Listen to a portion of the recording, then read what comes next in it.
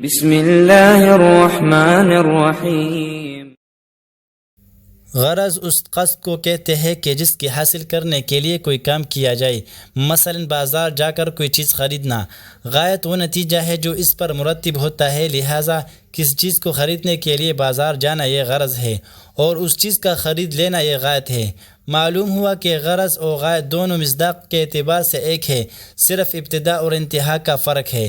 چنانچہ عقلا اور سمجھدار لوگوں کے نزدیک غرض اور غایت ایک ہی ہے، کیونکہ ان کے یہاں اکثر غرض پر غایت مرتب ہوتی ہے، بخلاف بیوقوفوں اور احمقوں کے کہ ان کے یہاں غرض پر غایت بہت کم مرتب ہوتی ہے۔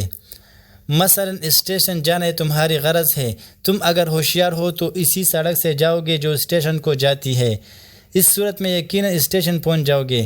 اگر بیوقوفوں کی وجہ سے بجائے اسٹیشن کی سڑک کو اختیار کرنے کے قبرستان کی طرف نکل پڑے تو غرض یعنی اسٹیشن جانا تو موجود ہے، لیکن راستہ دوسرا اختیار کرنے کی وجہ سے غایت مرتب نہ ہوگی۔